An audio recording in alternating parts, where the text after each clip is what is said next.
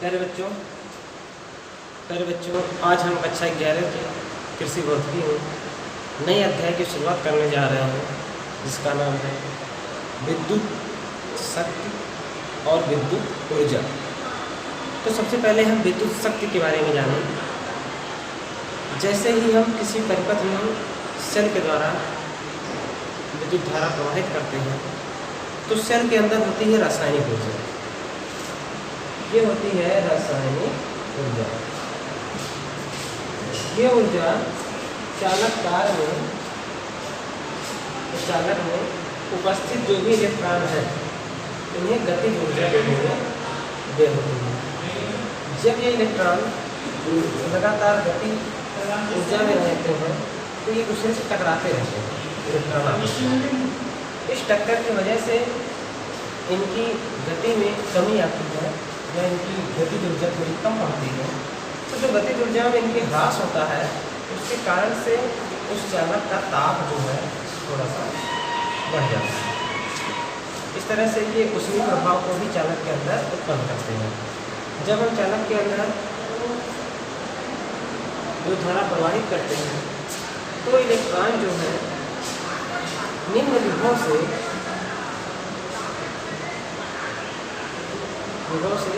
उच्च विभव की ओर गति करने लगते हैं, जिसके परिणाम स्वरूप परिपथ में क्या होता है, एक धारा बहने लगती है।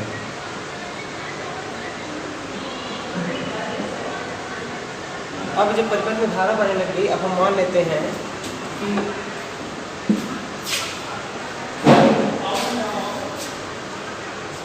चालक माना चालक के सिरों पर उत्पन्न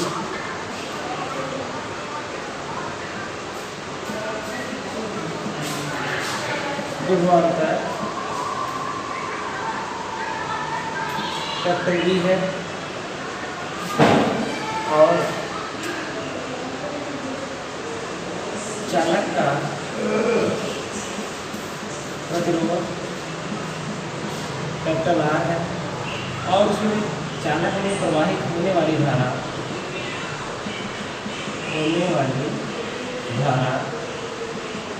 का मान I है और इलेक्ट्रॉन के रूप में प्रवाहित होने वाला आवेश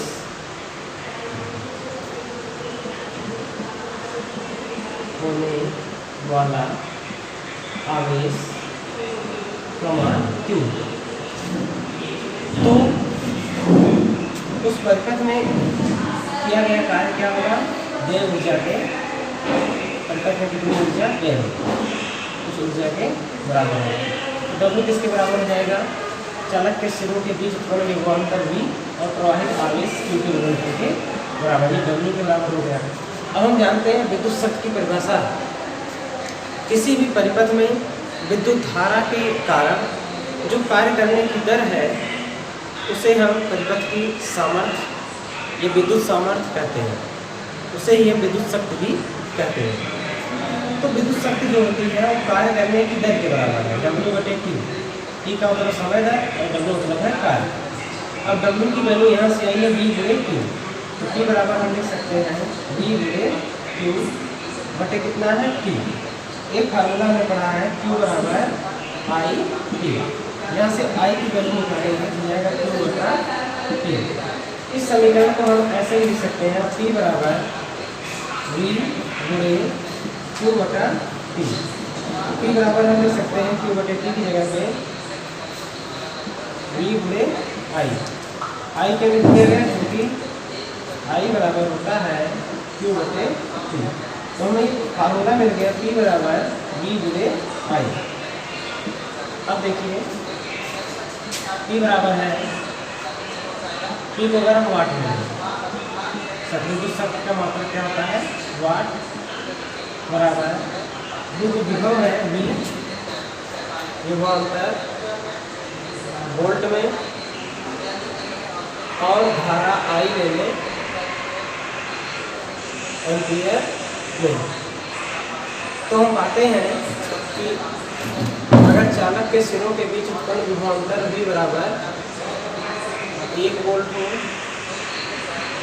और उसमें प्रवाहित धारा I का मान हो 1 एम्पियर, तो इस स्थिति में P की वैल्यू दी जाएगी 1 वाट। अतः हम ये कह सकते हैं कि किसी परिपथ में 1 वोल्ट का विभवांतर उत्पन्न करने के लिए अगर 1 एम्पियर की धारा इसमें व्यय होती है तो परिपथ की विद्युत शक्ति 1 वाट होती है। वाट जो है विद्युत शक्ति का मात्रक होता है।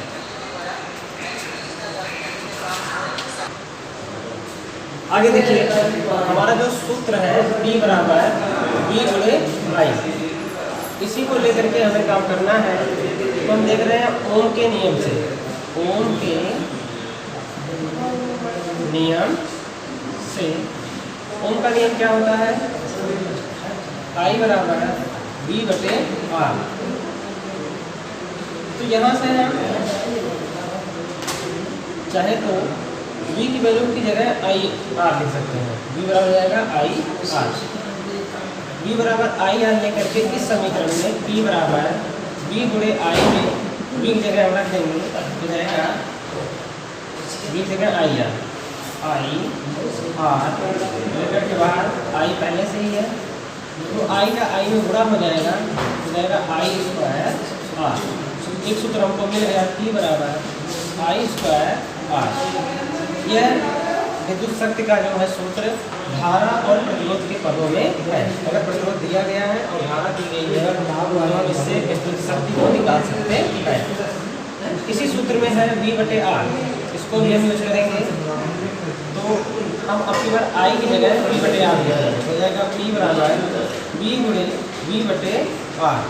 तो अपनी बार क्या होगा, V का V में गुणा हो जाएगा V स्क्वायर बटे R। तो इस तरह हम देखते हैं P बराबर हमको 3 सूत्र मिल गए। P बराबर I स्क्वायर, P बराबर पहला सूत्र है हमारा V गुणे I या फिर VI लिख सकते हैं शॉर्टकट, बराबर I स्क्वायर बटे I स्क्वायर R बराबर तीसरा सूत्र है हमारा V स्क्वायर बटे R। इन तीनों पदों में हमने P का मान निकाल लिया है। तीनों में से कोई एक सूत्र लगा करके हम विद्युत शक्ति का मान निकाल सकते हैं। अब अगर मान लीजिए कि दो बल्ब श्रेणीबद्ध तरीके से जुड़े हो, श्रेणीबद्ध तरीके से आपस में जुड़े हो और उनमें प्रवाहित होने वाली धारा जो उनमें प्रतिरोध जो है R1 और R2 है और उनकी जो विद्युत संबंध है वो P1 और P2 है। तो इस R1 और R2 का विद्युत संबंध होता है R1 बटे R2 बराबर P1 बटे P2। यानी कि प्रतिरोध और विद्युत शक्ति की तुलना हम इस सूत्र के माध्यम से करेंगे। अगर दो बल्ब श्रेणीबद्ध तरीके से जुड़े हों और उनके जो प्रतिरोध है R1 और R2 और P1 और P2।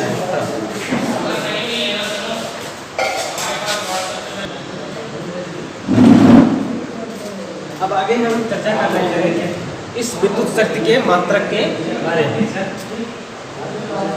विद्युत शक्ति का मात्रक, विद्युत शक्ति के मात्रक, विद्युत शक्ति का जो मात्रक होता है वो होता है जूल प्रति सेकेंड या वाट।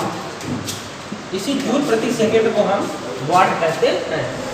लेकिन ये जो मात्रक है ये बहुत ही छोटा होता है। व्यावहारिक तरीके में हम इसका प्रयोग ज़्यादातर नहीं करते हैं। तो इसकी जो अन्य मात्रा एक है किलोवाट, किलोवाट। 1 किलोवाट का मतलब है 1000 वाट। दूसरा है हमारा 1 मेगावाट। मेगावाट का मतलब 10 की घात 6 वाट। 10 की घात 6 का मतलब है 1 के बाद 6 जीरो, कितने वाट। एक और मात्रक होता है, इसे कहते हैं एक अश्वशक। इंग्लिश में इसे कहते हैं हॉर्स पावर। इसे एचपी भी लिखते हैं, और एक एचपी जो तुल्य होता है 746 वाट। तो इस तरह से शक्ति के कौन कौन मात्रक हमको मिल गए, एक वाट, दूसरा है किलोवाट, तीसरा है हमारा मात्रक मेगावाट, चौथा है अश्वशक, जिसे हम एचपी लिखते हैं, मतलब हॉर्स पावर, और ये बराबर होता है 746 वाट के। ये सब हमारे विद्युत शक्ति की मात्रा है।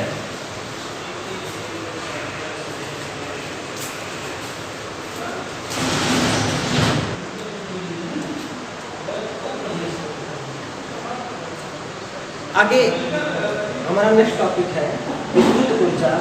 इसे हम कहते हैं एनर्जी, यानी किसे कहते हैं इलेक्ट्रिक एनर्जी। ध्यान देंगे, किसी वैद्युत परिपथ में वैद्युत प्रवाह के कारण जो ऊर्जा व्यय होती है उसे हम परिपथ की वैद्युत ऊर्जा या विद्युत ऊर्जा कहते हैं।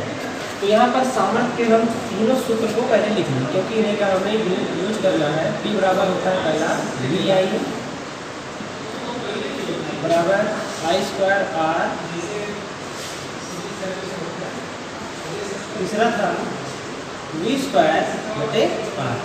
इन्हीं तीनों सूत्रों का इस्तेमाल करके हम इसमें व्यय ऊर्जा को निकालेंगे। W बराबर W/T। यहाँ से W की वैल्यू निकालेंगे तो हो जाएगा P गुणे T। W बराबर क्या हो जाएगा, व्यय ऊर्जा के बराबर जो कार्य करेंगे वही व्यय ऊर्जा होगी। और P क्या है, शक्ति गुणे समय। अब देखिए पहला सूत्र तो क्या है, P जगह हम रख देंगे VI, तो हमारा हो जाएगा W बराबर एक सूत्र हो जाएगा VI। दूसरा W बराबर क्या हो जाएगा, हम अगर T की वैल्यू रखें I²R, हो जाएगा I²RT। तीसरा सूत्र हमारा हो जाएगा, अगर हम T की जगह रख दें V²/R, हो जाएगा V²/RT। तो W के भी हमको तीन सूत्र मिल गए, VIT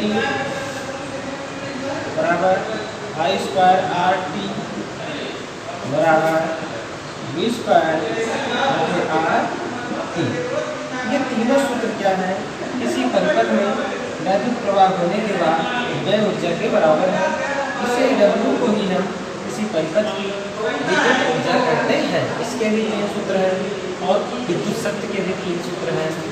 ये अलग अलग पदों के सूत्र हैं। जैसे पहला सूत्र क्या, VI, V का मतलब विभवांतर, I का मतलब विद्युत धारा, T का मतलब समय। अगर विभवांतर धारा इसके बीच में कुछ निकालना है तो हम इस सूत्र का इस्तेमाल करेंगे। अगर प्रतिरोध समय और धारा के बीच में कोई संबंध दिया है तो ये सूत्र लगाएंगे। अगर विभवांतर प्रतिरोध और समय के बीच में है, धारा नहीं है, तो हम इसका इस्तेमाल करेंगे। जहाँ पे जैसी आवश्यकता होगी उसी सूत्र का इस्तेमाल करके हम किसी भी परिपथ में व्यय होने वाली ऊर्जा का मान निकालेंगे और शक्ति का मान वहाँ निकालेंगे। जैसे किसी बल्ब की शक्ति निकालनी हो, माइक्रोवेव ओवन की शक्ति निकालनी हो, या हीटर की या गीजर के, अगर जितने भी इलेक्ट्रिकल यंत्र हैं उनकी अगर सामर्थ्य निकालनी हो तो इस सब सूत्र का इस्तेमाल करेंगे। अगर व्यय ऊर्जा या विद्युत ऊर्जा की निकालनी हो तो इन सूत्रों का इस्तेमाल करके निकालेंगे।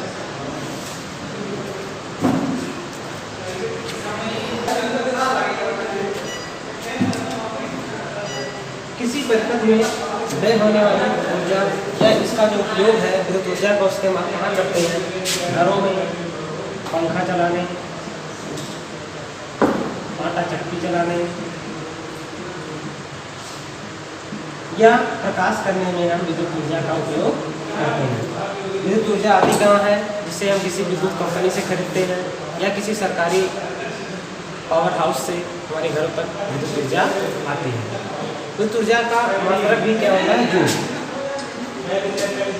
अन्य ऊर्जाओं की भांति इस विद्युत ऊर्जा का मात्रक भी जूल होता है। जूल बहुत ही छोटा मात्रक है। जूल कैसा मात्रक है? छोटा है, अव्यवहारिक है। अव्यवहारिक होने का मतलब इसे व्यवहार में नहीं लाया जाता है, तो उसकी जगह पे हम इस्तेमाल करते हैं किलोवाट घंटा, जो हमारे व्यवहार में है। एक मात्रक जो व्यावहारिक मात्रक है BOT, इसका पूरा नाम होता है बोर्ड ऑफ ट्रेड यूनिट, यानी कि BOTU, इसे हम कहते हैं एक यूनिट। आपने अधिकतर सुना होगा कि कितने यूनिट बिजली की खपत हुई, 2 यूनिट, 3 यूनिट, तो यही होता है BOTU। और एक मात्रक होता है किलोवाट घंटा, इसे हम यूनिट करके अपने घरों में मापते हैं। तो 2 मात्रक हमको मिल गए, किलोवाट घंटा बड़ा मात्रक है और एक है बोर्ड ऑफ ट्रेड यूनिट, जिसे शॉर्टकट में BOTU कहते हैं।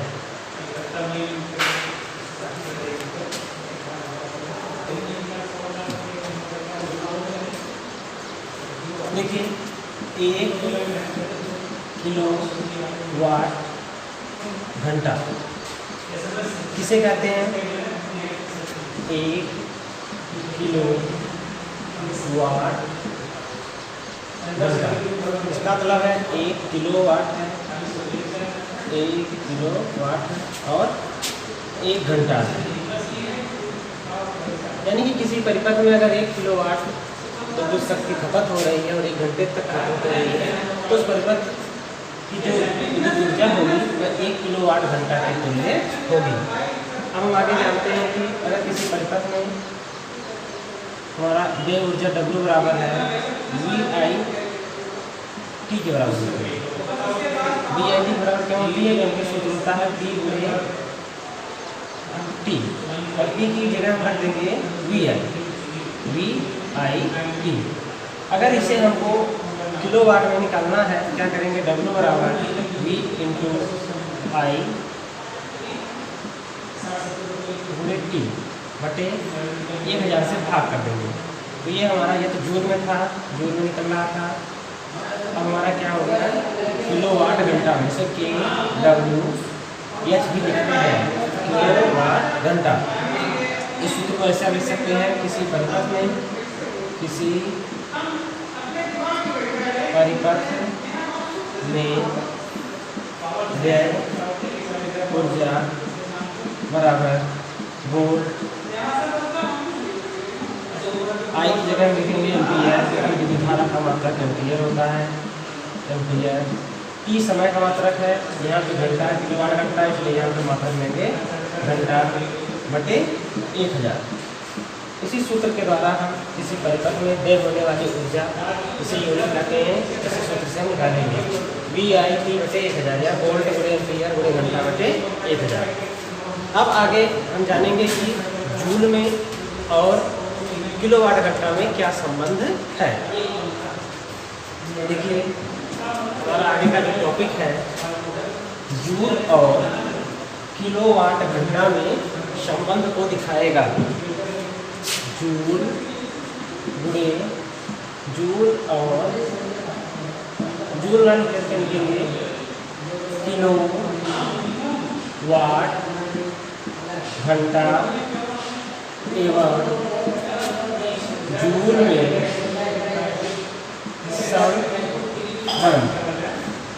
संबंध के लिए लिखेंगे 1 किलोवाट घंटा बराबर 1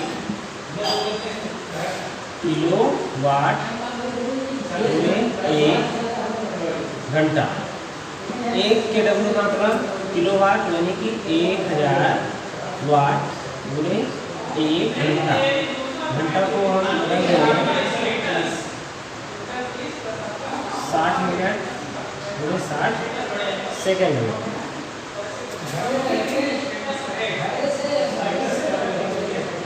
और ये जो W होता है, इसका मतलब होता है जूल प्रति सेकेंड, जूल प्रति सेकेंड। अब देखिए, सेकंड से सेकंड कट जाएगा, 6 हो जाएगा 3600, ये हमारा 1000, 6 का 6 गुना करेंगे आ जाएगा 3600। 3600 में जब इसका गुना करेंगे तो जाएगा 3 6 2 0 और 3 गुना और बढ़ जाएंगे तो 3। जिसे आप लिख सकते हैं मानक रूप में 3.6 गुणे 1 2 3 4 5 6 10 की घात 6 और मात्रक क्या आ जाएगा हमारा जूल। तो 1 किलोवाट घंटा, 1 किलोवाट घंटा और जूल में क्या संबंध होता है कि 1 किलोवाट घंटा में 3.6 गुणे 10 की घात 6 जूल होते हैं। यही हमारा संबंध होता है 1 किलोवाट घंटा और जूल में संबंध को दिखाता है।